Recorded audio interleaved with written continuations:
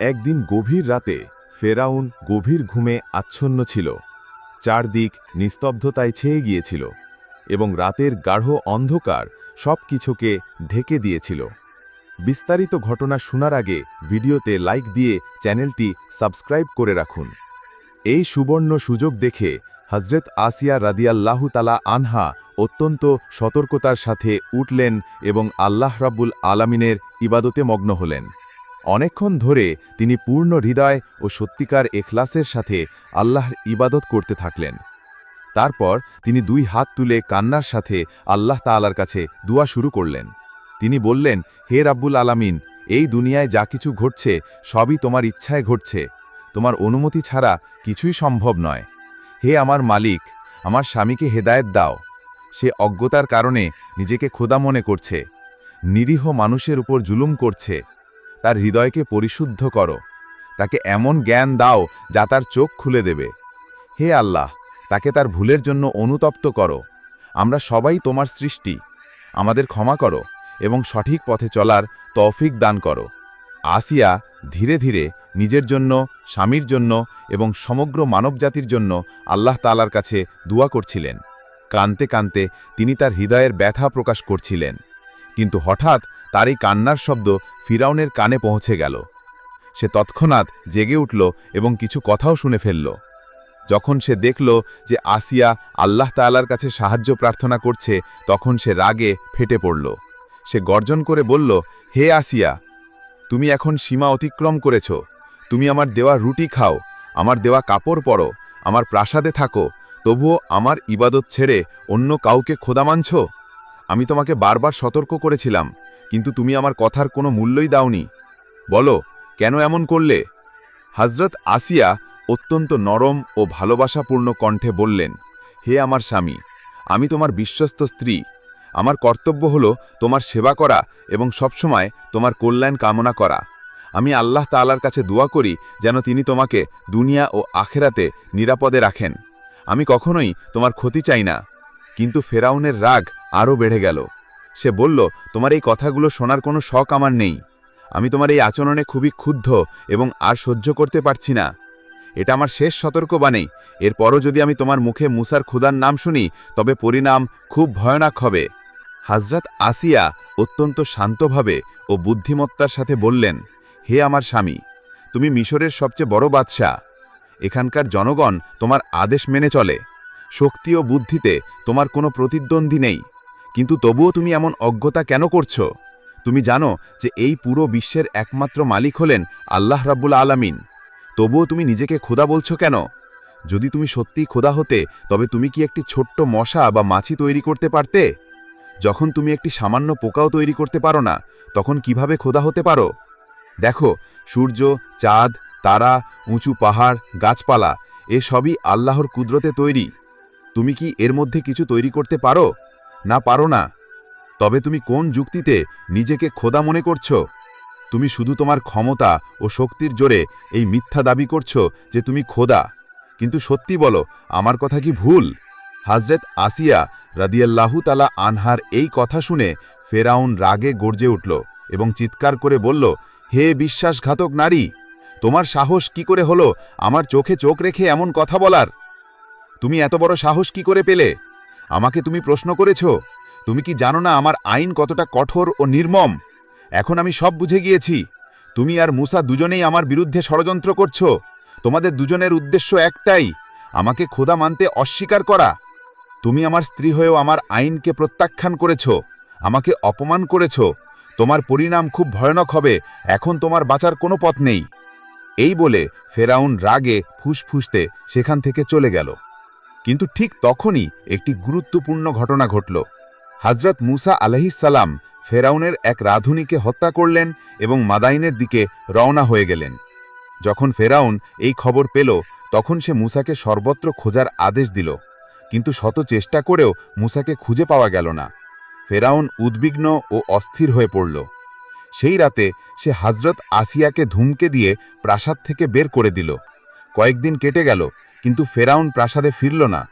এভাবে কেটে গেল কয়েকদিন। তারপর একদিন হাসি মুখে ফেরাউন তার কক্ষে এলো এবং বলল, হে আসিয়া। সেদিন আমি তোমার কথা শুনে রাগে চলে গিয়েছিলাম এবং তোমাকে সতর্ক করে গিয়েছিলাম, কিন্তু পরে আমি ভেবেছি হয়তো আমার তোমাকে এভাবে ধমকানো উচিত হয়নি। আমি লজ্জিত ও দুঃখিত। হযরত আসিয়া খুব নরমভাবে বললেন, হে আমার প্রিয় স্বামী, এত লজ্জিত হবার কিছু নেই। তুমি আমার স্বামী, আমাকে ধমকানোর অধিকার শুধু তোমারই আছে। তবে আমি এটাই বলতে চাই যে আমার ঈমান ও আমার নীতি কোনো হুমকি দিয়ে টলানো যাবে না। আমি মৃত্যুকে ভয় পাই না, কারণ আমার একমাত্র ভরসা হলেন আল্লাহ রাব্বুল আলামিন। ফেরাউন বলল, ঠিক আছে, আমি তোমাকে একটি প্রশ্ন করতে চাই। সত্যি করে বলো, মুসা এখন কোথায়? হযরত আসিয়া বললেন, আমি জানি না। তুমি বলো, তোমার কি মনে হয় আমি জানি? মুসার কি কোনো সমস্যা হয়েছে? ফেরাউন বলল, না না, আমার সৈন্যদের পক্ষ থেকে তার কোনো সমস্যা নেই, কিন্তু কয়েকদিন ধরেই কোথাও তাকে পাওয়া যাচ্ছে না। হযরত আসিয়া বললেন, দেখো, মুসা একজন বুদ্ধিমান ও প্রাপ্তবয়স্ক মানুষ। তার জ্ঞান ও বুদ্ধিশক্তি অনেক বেড়ে গিয়েছে। সে ভালোভাবে জানে কি সঠিক আর কি ভুল।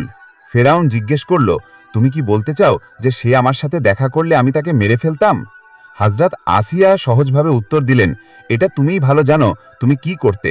ফেরাউন বলল, আমার সবচেয়ে বড় দুঃখ এটাই যে তুমি আমার স্ত্রী হয়েও আমাকে খোদা মানতে অস্বীকার করেছ। মিশরের সবাই আমাকে খোদা মানে, কিন্তু তুমি একমাত্র যে আমাকে খোদা মানে না। আমি এই দেশের বাদশাহ, আমাকেই সব জুলম ও ইনসাফের সিদ্ধান্ত নিতে হবে। কিছুদিন আগে মুসা আমার এক রাধুনীকে হত্যা করে পালিয়ে গেছে। যদি আমি তার হিসাব না করি তাহলে আমার প্রজারা আমার সম্পর্কে কি ভাববে? হযরত আসিয়া বললেন, যদি আমি তোমার এই প্রশ্নের উত্তর দিই, তবে তুমি কি বলতে পারো যে তুমি এতক্ষণ পর্যন্ত কতজন নিরীহ বনি ইসরায়েলের শিশুকে হত্যা করেছ? তুমি কি কখনো নিজের এই অপরাধের হিসাব করেছ? তুমি শুধু একজন জ্যোতিষীর কথায় বিশ্বাস করে হাজার হাজার নীরব শিশুর প্রাণ নিয়েছ। এটা কি জুলুম নয়? এই জুলুমের কি কোনো হিসাব হবে না? ফেরাউন রাগে কাঁপতে কাঁপতে বলল, আমি ভেবেছিলাম আজ আমি তোমার উপর রাগ করব না, কিন্তু তুমি আবারও আমাকে উত্তেজিত করেছ। শোনো, আমি আমার ইলাহি দাবির মাধ্যমে মানুষের হৃদয়ে আমার রাজত্ব বজায় রাখতে চাই। আমি শেষবারের মতো বলছি, আমাকে খোদা মানো, নইলে পরিণাম খুব ভয়ানক হবে। হযরত আসিয়া অত্যন্ত শান্তি ও সাহসের সাথে বললেন, আমিও তোমাকে শেষবারের মতো বলছি, আমি শুধুমাত্র আল্লাহ রাব্বুল আলামিনের উপর ঈমান রাখি। আমি তারই ইবাদত করি, তার উপরেই ঈমান রাখি। তাই তুমিও তোমার এই মিথ্যা খোদা দাবি থেকে তওবা করো এবং সত্যিকারের মালিকের উপর ঈমান আনো। ফেরাউন তিলমিলিয়ে উঠল, তার মুখ রাগে লাল হয়ে গেল। সে প্রাসাদ থেকে বেরিয়ে গেল। এখন সে আসিয়াকে শাস্তি দেওয়ার সিদ্ধান্ত ফেলেছে। সে তার ঘনিষ্ঠ বন্ধু ও উজির হামানকে ডাকল। কিছুক্ষণের মধ্যেই হামান হাজির হলো এবং বলল, কি হয়েছে জাহাপনা? কোনো নতুন বিপদ? ফেরাউন গম্ভীর কণ্ঠে বলল, হামান, তুই আমার শৈশবের বন্ধু। আমার প্রতিটি সফলতা তোর হাতে এসেছে, কিন্তু এখন একটি পারিবারিক সমস্যা দেখা দিয়েছে। আমার স্ত্রী আসিয়া আমাকে খোদা মানতে অস্বীকার করছে। আমি তাকে ধমকে দিয়েছি, ছেড়ে দিয়েছি, কিন্তু সে এখনও রাতে আল্লাহ তাআলার কাছে দোয়া করে, কাঁদে, বিড়বিড় করে। এমনকি এখন সে মুসাকেও তার পথে নিয়ে গিয়েছে। এই কথা কারো কানে যেন না যায়। এখন তুই বল, এই বিদ্রোহী নারীর কি করা উচিত? তাকে কি শাস্তি দেওয়া যায়? হামান বলল, আমার মতে বেগম সাহেবকে বন্দি করে ফেলা উচিত। আর যদি কেউ প্রশ্ন করে, তাহলে আপনি ঘোষণা করতে পারেন যে ফেরাউনের আইন সবার জন্য সমান। যে কেউ তার বিরুদ্ধে যাবে, সে নিজের হোক বা পরের, সে অবশ্যই শাস্তি পাবে। ফেরাউন বলল, একদম ঠিক। এতে দুটি সুবিধা হবে। প্রথমত, লোকে মনে করবে আমি ন্যায়পরায়ণ, আর দ্বিতীয়ত, বন্দি থাকার কারণে আসিয়ার ঈমান দুর্বল হয়ে যাবে এবং সে বাধ্য হয়ে আমাকে খোদা মানতে শুরু করবে। পরের দিনই হযরত আসিয়া ও তার সন্তানদেরকে কারাগারে পাঠানো হলো, শুধুমাত্র এই কারণে যে তিনি তাওহীদের পথে অটল ছিলেন। এরপর শুরু হলো একজন সত্যিকার মুমিনের কঠিন পরীক্ষা। ফেরাউন খাবার পানি সব বন্ধ করে দিল এবং কারাগারের কাছে পচাগলা লাশ ফেলে দিল। দুর্গন্ধে পরিবেশ বিষাক্ত হয়ে উঠল। সন্তানদের শ্বাসরুদ্ধ হতে লাগল। তখন সন্তানরা তাদের মাকে জিজ্ঞেস করল, আম্মা, আমরা কি হকের পথে আছি? আসিয়া মুচকি হেসে বললেন, অবশ্যই আমরা হকের পথে আছি বাবারা।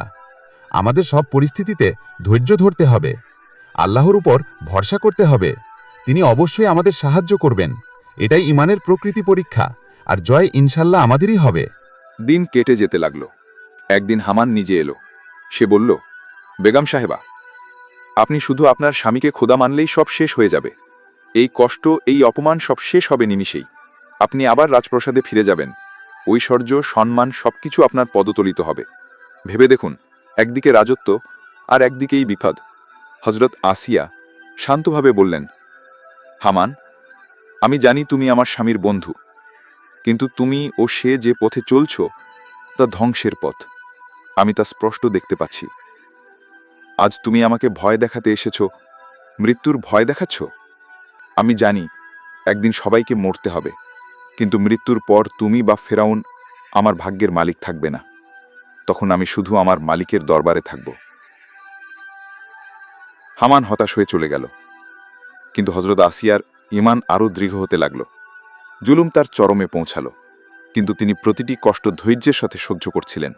একদিন ফেরাউনের মনে তার পুরনো কথা, তার ভালোবাসা মনে পড়ল। সে ভাবল, যদি আসিয়া শুধু মুখে হলেও আমাকে খোদা মানত, তবে আমি তাকে ছেড়ে দিতাম। হয়তো এখন সে ভেঙে পড়েছে। এই ভেবে সে হামানকে নিয়ে কারাগারে গেল। হামান বলল, বেগম সাহেবা, আপনার স্বামী এখনও আপনাকে অনেক ভালোবাসেন, কিন্তু আপনি তার কথা না মানায় তাকে বাধ্য হয়ে আপনাকে বন্দী করতে হয়েছে। এখনও সময় আছে। যদি আপনি তাকে খোদা মানেন, তবে সবকিছু আগের মতো হয়ে যাবে।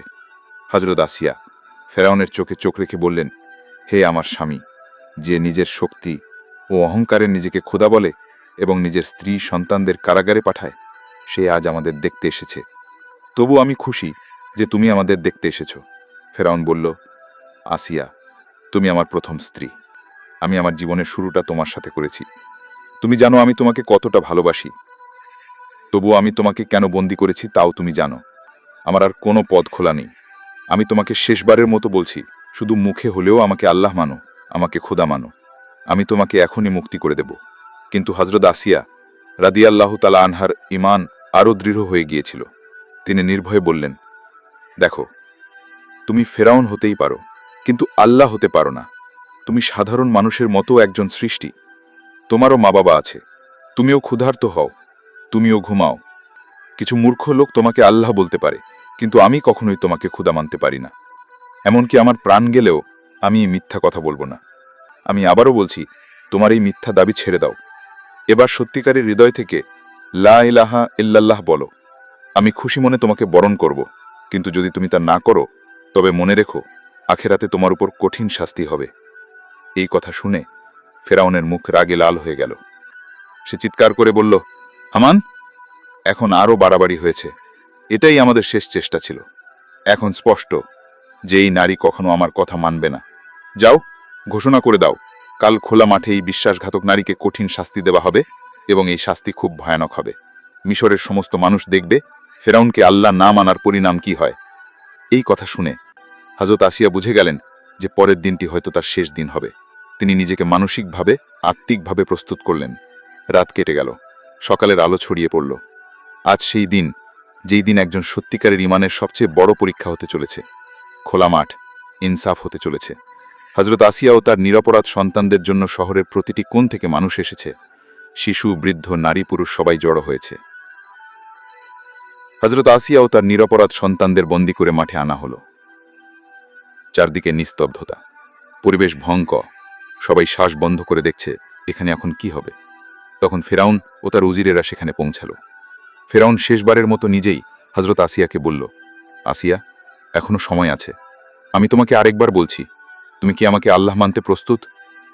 হযরত আসিয়া মুচকি হেসে পূর্ণ আত্মবিশ্বাসের সাথে বললেন, আমি শুধুমাত্র আল্লাহ রব্বুল আলামিনের উপরে ঈমান রাখি।